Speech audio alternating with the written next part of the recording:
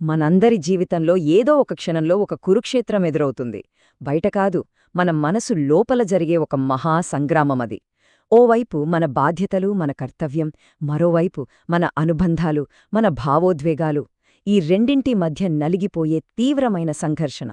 ఈరోజు మనం కొన్ని వేల సంవత్సరాల క్రితం జరిగిన ఆ యుద్ధభూమిలో నిలబడి మన ఈనాటి అంతర్గత యుద్ధాలకు సమాధానాలు వెతుక్కుందాం. రెండి, భగవద్గీత మొదటి అధ్యాయం, ఆ మహాద్భుత జ్ఞాన సముద్రంలోకి మొదటి అడుగు వేద్దాం. మన జీవితంలో ఎన్నోసార్లు ఒక కీలకమైన నిర్ణయం తీసుకోవాల్సిన కూడలిలో నిలబడిపోతాం. ఏ దారెంచుకోవాలో తెలియక, ఏం చెయ్యాలో పాలుపోక పూర్తిగా నిశ్చేష్టులమైపోతాం కదా. ఏది సరైన మార్గం, ఏది తప్పు, నా ఈ నిర్ణయం వల్ల ఏం జరుగుతుందోనన్న భయం మనల్ని ముందుకు కదలనివ్వకుండా కట్టిపడేస్తోంది. ఆ నిస్సహాయ స్థితిలో కొన్నిసార్లు ఒంటరిగా మిగిలిపోతాం. మన భుజాలపై ఉన్న బాధ్యతలు ఒక్కోసారి మోయలేని పర్వతాల్లా అనిపిస్తుంటాయి. కుటుంబం, ఉద్యోగం, సమాజం పట్ల మన కర్తవ్యాలు నిర్వర్తించే క్రమంలో పడి అసలు నేనెవరు, నా నిజమైన ఉనికి ఏంటి, నా అసలు ధర్మమేంటి అన్న ప్రశ్నలకు సమాధానం దొరక్క సతమతమవుతూ ఉంటాం. ఈ ప్రశ్నలు మనల్ని రోజూ దహించివేస్తుంటాయి. మరే ఇప్పుడు నేను మీకొక మాట చెప్తే ఆశ్చర్యపోతారు. మన ఈ ఆధునిక ఆందోళనలన్నింటికీ సమాధానం 5000 సంవత్సరాల క్రితం జరిగిన ఒక భీకర యుద్ధభూమిలో దాగి ఉంది. అవును, ఇది కేవలం రాజుల మధ్య జరిగిన యుద్ధగాథ కాదు. ఇది తన ఉనికినే కోల్పోయిన ఒక మహావీనుడి ఆత్మశోధన. అర్జునుడు ఎదుర్కొన్న ఆ గుర్తింపు సంక్షోభంలోనే మనందరి ప్రశ్నలకు సమాధానాలున్నాయి. ఈ లోతైన విశ్లేషణకు మన ఆధారం శ్రీల ప్రభుపాదుల వారు అందించిన భగవద్గీత యథాతథం 1972 నాటి మూలప్రతి.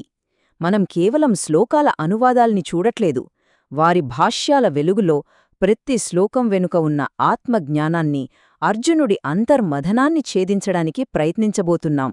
సరే, ఇప్పుడు ఒక్కసారి నాతో పాటు ఊహించండి. కురుక్షేత్ర రణక్షేత్రం. కనుచూపు మేరలో ఇరువైపులా అక్షౌహిణుల సైన్యం యుద్ధానికి సిద్ధంగా ఉంది. గాలికూడా భయంతో ఆగిపోయిందేమో అన్నంత ప్రళయ నిశ్శబ్దం. ఆ నిశ్శబ్దాన్ని ఛేదిస్తూ ఒక్కసారిగా ఒక మహాశంఖనాదం దిక్కులు పిక్కటిల్లేలా మోగింది. యుద్ధానికి అది ఆరంభఘోష. ఆ మొదటి నాదం కురువంశ పితామహుడు, గంగాపుత్రుడు, భీష్ముడిది. పైకి చూస్తే అది తన మనవడు దుర్యోధనుడిలో ధైర్యాన్ని నింపడానికి చేసిన సింహగర్జనలా ఉంది. కాని నిజానికి అది ఆయన గుండె లోతుల్లోంచి వచ్చిన ఒక హెచ్చరిక. శ్రీల ప్రభుపాదుల భాష్యం ఇక్కడ ఒక అద్భుతమైన రహస్యాన్ని వెల్లడిస్తుంది. ఆ శంఖనాదం కేవలం ప్రోత్సాహం కాదు, అదొక పరోక్ష హెచ్చరిక.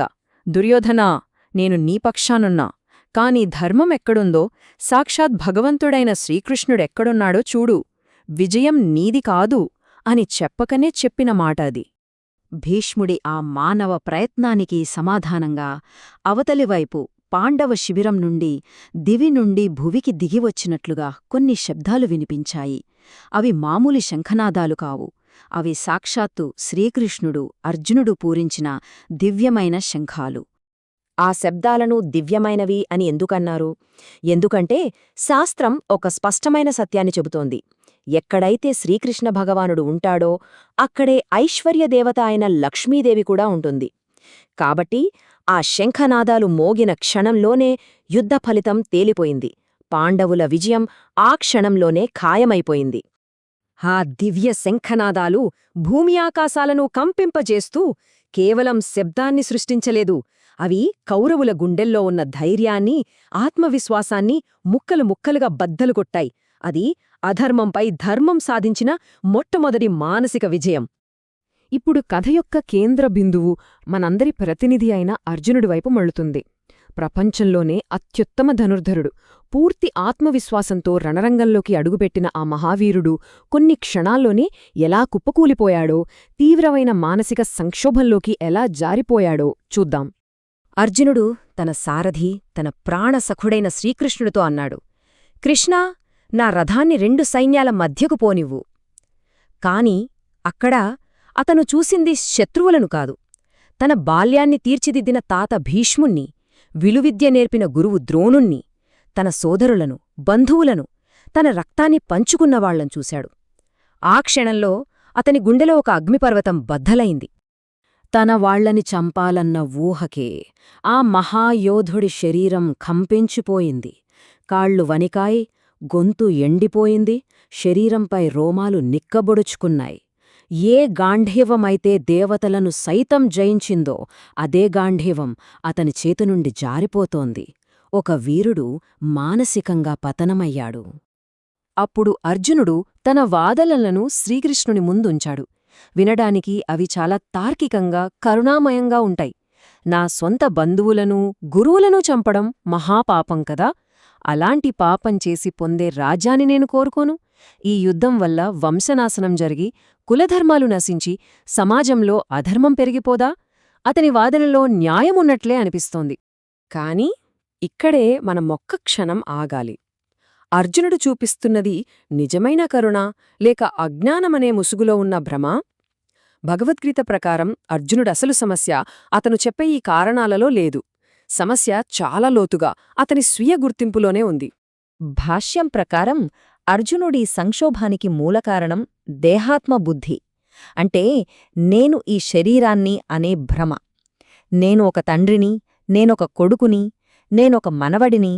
ఈ బంధాలన్నీ ఈ భౌతిక శరీరానికి సంబంధించినవి. కాని నేను ఈ శరీరాన్ని కాదు, నేను శాశ్వతమైన, నాశనం లేని ఆత్మను అనే సత్యాన్ని ఆ క్షణంలో అతను మరచిపోయాడు. నేను ఈ శరీరాన్ని అనే ఈ భావనే మాయ అనే తెరను సృష్టిస్తోంది. ఈ మాయ వల్ల తన పక్కనే ఉన్న పరమాత్మ, తన శాశ్వతమైన మిత్రుడైన శ్రీకృష్ణుణ్ణి చూడలేకపోయాడు.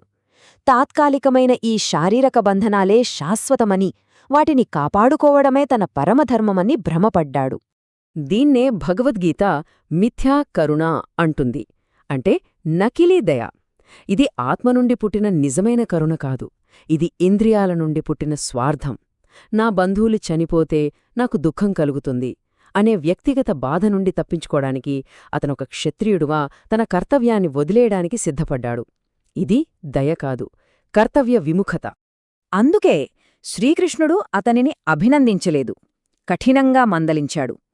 ఓ అర్జునా, ఈ నీచమైన బలహీనత నీకెలా వచ్చింది? ఇది జీవిత విలువలు తెలిసిన ఆర్యులకు తగదు. ఇది నీకు స్వర్గాన్నివ్వదు, కీర్తినివ్వదు, కేవలం అపకీర్తిని మిగులుస్తుంది అని తీవ్రంగా ఖండించాడు.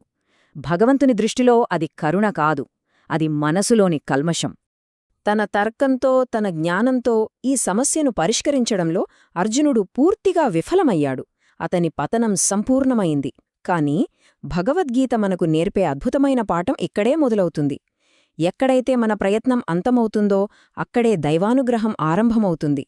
అర్జునుడు ఈ పతనమే జ్ఞానోదయానికి మొదటి మెట్టుగా మారింది. తన వాదనలన్నీ అయిపోయాయి. తన శక్తి అంతా నశించిపోయింది. అర్జునుడు తన ప్రాణం కంటే మిన్నగా చూసుకునే గాండివాణ్ణి, అక్షయ తూణీరాన్ని అన్నింటినీ పక్కన పడేసి దుఃఖ సముద్రంలో పూర్తిగా మునిగిపోయి రథంపై కూలబడ్డాడు. ఇది సంపూర్ణమైన ఓటమి. ఇది సంపూర్ణమైన శరణాగతి. మన లౌకిక దృష్టికి ఇది కథకు ముగింపులా అనిపించవచ్చు. కాని ఆధ్యాత్మిక దృష్టితో చూస్తే ఇది అసలైన కథకు ఆరంభం. ఇది అహంకారం యొక్క మరణం. ఇది జ్ఞాన సూర్యోదయానికి ముందుండే గాఢమైన చీకటి. భాష్యం ఇక్కడ ఒక పరమ సత్యాన్ని చెబుతుంది. ఎప్పుడైతే ఒక వ్యక్తి నా స్వంత శక్తితో ఈ సమస్యను నేను పరిష్కరించలేను అనే నిస్సహాయ స్థితికి వస్తాడో అప్పుడే అతను నిజమైన గురువు నుండి ఆత్మజ్ఞానాన్ని స్వీకరించడానికి అర్హుడవుతాడు. అర్జునుడి ఈ ఓటమే అతనికి భగవద్గీత అనే మహాజ్ఞానాన్ని వినే అర్హతనిచ్చింది. అయితే అలా కుప్పకూలిపోయిన ఒక యోధుడిని కర్తవ్యోన్ముఖుడైన జ్ఞానోదయం పొందిన మహావీరుడిగా మార్చిన ఆ జ్ఞానమేమిటి? అర్జునుడి భ్రమను తొలగించడానికి శ్రీకృష్ణుడు ఏమి బోధించాడు? ఈ ప్రశ్నలకు సమాధానం మనం భగవద్గీత 2వ అధ్యాయం విశ్లేషణలో తెలుసుకుందాం.